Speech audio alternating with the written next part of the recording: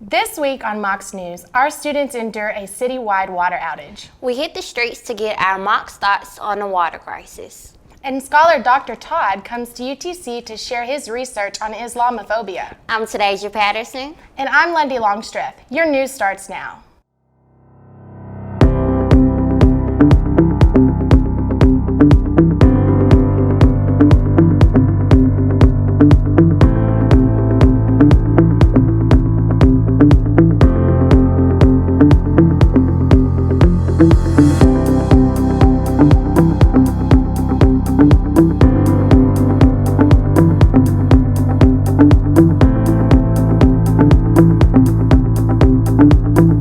We've got our water back on, and officials with the water utility say they won't pay to reimburse for expenses from the outage. The outage happened last Thursday night with a break at a water main near the Tennessee American plant.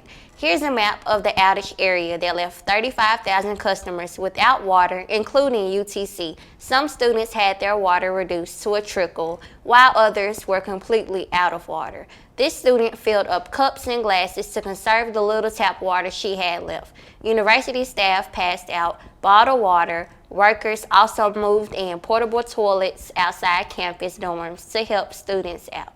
Will Tennessee American pay for the expenses and lost income because of the outage? The utility says it will not. Here's the statement sent to customers. No utility is able to guarantee uninterrupted services. When events such as these occur, we do not provide for billing adjustments or claims for customer reimbursement of expenses. Meanwhile, the Chattanooga law firm of Haas and Davis has filed a class action lawsuit against the Tennessee American on behalf of customers to recover expenses. We'll let you know what happens. Many complaints have been pouring in over the past week due to the water main break that affected thousands of local customers last weekend. We sent our Patrick Redden out to see how our Mocs were affected. Let's take a look. I'm here with Jolie from Mocs on the Street. Jolie, how were you affected by the water outage this weekend? Well, I woke up on Friday morning kind of confused and I couldn't use the bathroom, so I just drove 2 hours home and then stayed the weekend, and yeah. So, were you at least kind of happy the water went out? You're like, I get to go home. I was very excited because I was going to go home anyways, but I would have left at like 5, and so I went home at 6:45 in the morning, so I was You can't beat that. About that. Yeah. Can't beat that. Yeah. All right, thank you so much. Thank you all. So I'm here with Lexi. Lexi, you were affected by the water outage. How did that affect you this weekend? So I have a really busy schedule, a really busy weekend. I have work, I have school assignments to do. My water going out does not help any of that. My pressure was so low I couldn't take a shower, I couldn't wash any of my clothes for work. It was really bad. It affected me in a lot of ways that slowed down my schedule, definitely. That really put a damper on the day, I can imagine. Absolutely, it did. I'm here with Olivia. Olivia, you said you were affected by the water outage this weekend. How did that affect you, and what did you do? So it affected me because we kept pooping in our toilet and we were not able to flush it, so we ended up going to Knoxville for the weekend. Hey, I don't blame you one bit. That sounded like a crappy situation. It was very crappy, highly crappy. Thank you so much, Olivia. You're the best interview yet. Chattanooga came to campus this week, giving students and faculty the opportunity to give back to the community. The semesterly blood drive is hosted in accordance with Blood Assurance, a local nonprofit blood center. The theme this year was Friends, and students came out to show that they would be there for the Chattanooga community. Donors received free snacks and drinks, a free Friends-themed t-shirt, and a chance to win a new model Apple Watch. If you missed your chance to give blood, then don't worry. Chattanooga will be back next semester. When you think of Islam, what comes to mind? Go ahead, take a minute to think. Are those thoughts positive or negative? Well, one researcher is challenging everyone with his study called Islamophobia. Our Jemiah Beatty has the story. Thanks, Anchors. Tuesday night, students, faculty, and staff had the chance to listen to a panel of scholars who discussed those hard-hitting questions most try to avoid when talking about the Muslim faith. Islamophobia was a table discussion between 4 panelists to address their own personal experiences toward the Muslim religion. The panel addressed how Islamophobia over the years has been marketed politically and socially within our society. The event honed in on the discrimination and stereotypes Muslim people face throughout their everyday lives. Many of the panelists referenced how social media and political leaders influence society's perception. The panel addressed some of these stereotypes and stigmas by encouraging individuals to introduce themselves to a Muslim and learn. The panelists stated this would be a key way to change how individuals see the religion. Dr. Green has invested over 10 years on this research topic, and he shares why we should not believe we have moved past this. The importance of recognizing, that Islamophobia is not getting better, it's getting worse. And that being complacent and just hoping or assuming that it'll get better on its own is naive at best, dangerous at worst. And B, that we have to collectively start to bind ourselves together to build coalitions across racial, religious, cultural boundaries and start to organize in our communities, organize politically in a way that affects change when it comes to Islamophobia from the ground up, and not assume that it's that person in the White House or that person we elected to Congress that will affect that change. This event was put in place to debunk the stigmas surrounding the Muslim faith. I'm Jeremiah Beatty with Mocs News. Back to you guys. It's that time of the year again, Mocs. Homecoming is right around the corner, and the theme this year is Mock Star, Scrappy's Tour. Homecoming weekend will kick off the day of service on Saturday and banner painting on Sunday. On Monday, there will be a kickoff pep rally. Tuesday, we will have a dance party on Chamberlain, and the annual lip sync will be held on Wednesday. For more information, you can check the school's website. Hey seniors, are you planning to graduate in spring of 2020? If so, the time has come to apply for graduation. The process takes less than 3 minutes, and if you do not apply before October 15, 2019, it will cost you $50. The application is available in My Mocs Net under the Academics tab. With fall right around the corner, I hope next week we will see some cooler temperatures. Well, let's find out. Our Madison Toon has this week's weather report. Thanks, anchors. I know you all are expecting cooler temperatures as we continue to brace through this hot weather.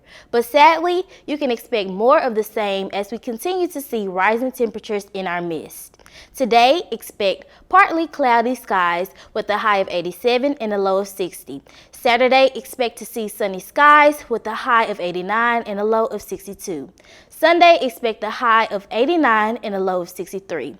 Kicking off next week, you can expect partly cloudy skies this Monday with a high of 90 and a low of 60. Throughout next week, expect mostly sunny skies within the high 90s. That's it for weather. I'm Madison Toon. Thank you. The history of Ingalls Stadium and the surrounding neighborhood are honored in a new way. You can find out more while you run or walk. Here's how. I'm Lejana Esau, and this is Mocs News. Right now, I'm live at UTC's Ingalls Stadium, where they have just unveiled their historical markers. Just outside the stadium lies 6 new landmarks for all to enjoy. Members of the Ingalls Foundation and UTC faculty and staff gathered to witness the historic unveiling. Chancellor Steve Engel celebrated the new signs with his remarks about UTC's deep connection with the city. The history that's part of Ingalls Stadium, we wanted to commemorate that, to document it, and that's what we're here today, to understand where we've come from as we plot our course forward. Administrator Richard Brown also offered his appreciation for the new signs with his personal accounts of his time playing on Ingalls Field as a child. We played our championship game there. We knew that Willie Mays and Hank Aaron, Babe Ruth and Carl Yastrzemski had played there. So, if you're ever walking the track at Ingalls, don't forget to look down and admire some of Chattanooga's deep-rooted history. Now it is time for sports. This week, UTC brings a new ticket policy for all athletic games. James Madison comes to Finley Stadium. And we bring you an update on the UTC Women's Golf Tournament. Our Bailey Biddle has all in this week's sports segment. Thanks, guys. UTC has a new ticket reservation process for home football and basketball games. With this new process, students will receive 1 free ticket for each home game.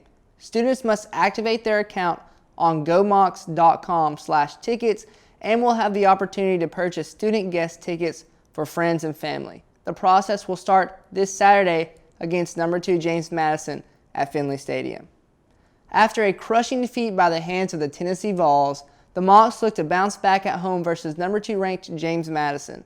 This will be the highest ranked non-conference opponent to visit Finley Stadium since it has been open. The Mocs are now 1-2 on the season with the second toughest schedule in the FCS. Kickoff is at 4 p.m. and can be watched on ESPN+. The Mocs women's golf team had their best season opening score by posting an 872 over 54 holes at Cherokee Country Club. They placed 7th overall with a great day from Maddie McDaniel and Esme Hamilton. The Mocs head to Nashville this weekend at the Mason Rudolph Tournament in Franklin, Tennessee. Admission is free Friday through Sunday. That's all for Mocs Sports this week. I'm Bailey Biddle with Mocs News. Back to the desk. The nationwide college admissions scandal has added another member to its wretched ranks. A 48-year-old woman from Surrey of British Columbia was charged with a count of conspiracy and fraud after paying $400,000 to a fake charity to get her son into the University of California. It is not known with what charges Sue will face. As of now, Felicity Huffman has received a 14-day sentence where she will spend her 2 weeks in a correctional facility in Dublin, California. The Mocs loss to the Vols meant our county mayor had to settle a sweet bet. Here's the payoff. This is what a pallet of moon pies looks like. 63 boxes, 3,402 moon pies, courtesy of Mayor Jim Coppinger from Hamilton County. I'd like to thank Mayor Coppinger for being a man of his word and paying off on our friendly wager. He included this letter with the moon pies, and it reads, Mayor Jacobs, please accept this generous gift from Chattanooga Bakery as payment for my loss during our friendly wager. Unfortunately, our scrappy Mocs were unsuccessful in beating the Vols, but I enjoyed watching the game and cheering on both UT schools. I appreciate your spirited enthusiasm and look forward to another friendly competition the next time our schools face one another. Sincerely, Jim M. Coppinger, Mayor Hamilton County. Again, Mayor Coppinger, we appreciate the moon pies and we will put them to very good use, sir. That does it for this edition of Mocs News. Thank you for joining us. Make sure to check out our website at mocsnews.com to continue following the news throughout the week. And while you are there, make sure to follow us on Twitter, Instagram, Facebook, and subscribe to our YouTube channel. Have a great weekend from all of us here at Mocs News.